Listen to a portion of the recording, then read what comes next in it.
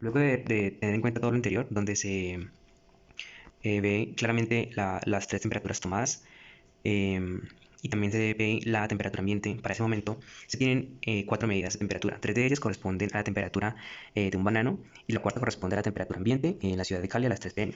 Existe un intervalo de tiempo entre la toma de cada temperatura y la temperatura inicial se le asocia el tiempo cero. Pasados 1.25 minutos se toma la siguiente medida de temperatura y por último, pasados 1.4 minutos se toma la última medida de temperatura. Por lo tanto, se tiene lo siguiente. En el tiempo cero se tiene una temperatura del banano de 42.9 grados centígrados. En el tiempo 1.25 minutos se tiene una media temperatura de 40.2 grados centígrados. Y en el tiempo 1.4 se tiene una temperatura de 39.9 grados centígrados. Y se tiene la temperatura ambiente de la ciudad, que es 29 grados centígrados. Pues todas esas medidas, como se vieron en la parte anterior, son tomadas experimentalmente. El propósito es utilizar el modelo de la ley de enfriamiento y las dos primeras medidas experimentales para verificar que el modelo describe cómo se enfría un cuerpo.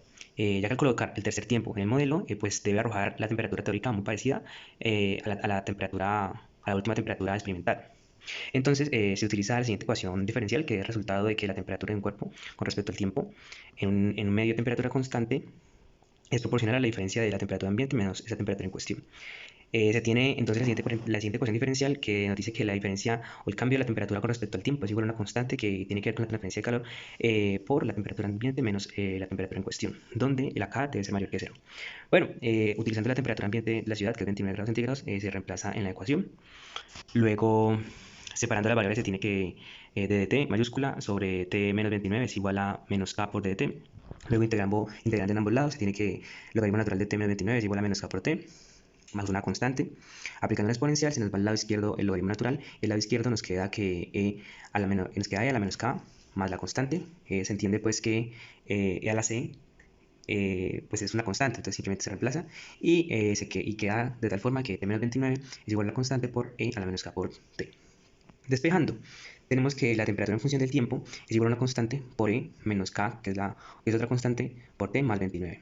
Entonces, usamos la primera medida de temperatura que nos dio 42.29 grados centígrados, la incluimos en la ecuación en el tiempo cero.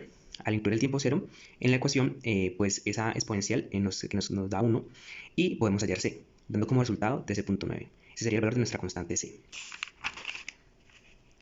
Luego usamos la siguiente medida de temperatura, el siguiente tiempo, que es 1.25. En ese tiempo se tuvo la temperatura de 40.2 grados centígrados y reemplazando en la ecuación, pues colocamos el 40.2 en donde va la temperatura y el 1.25 en donde se asigna el tiempo. Haciendo la respectiva álgebra, podemos obtener el valor de k, donde k sería igual al logaritmo a menos el logaritmo natural de 11.2 sobre 13.9, todo eso dividido entre 1.25, dándonos como resultado que la constante k es igual a 0.17. Entonces se concluye que nuestro modelo quedaría de la siguiente forma, que la temperatura en función del tiempo sería igual, bajo estas condiciones sería igual a 13.9 por e a la menos 17t más 29. Luego, ahora lo que queremos es verificar que si colocamos en la ecuación anterior el tiempo 1.4 minutos, debe resultar una temperatura teórica muy parecida a la medida experimentalmente que nos dio 39.9. Y pues eso se coloca t de 1.4 minutos es igual a 13.9 por e a la menos 0.17 por 1.4 minutos más 29. Y como resultado de hacer esa operación, tenemos que la temperatura que nos da también es 39.9, lo cual es claramente y evidentemente igual o muy parecida a la medida tomada experimentalmente. Y eso sería todo, muchas gracias.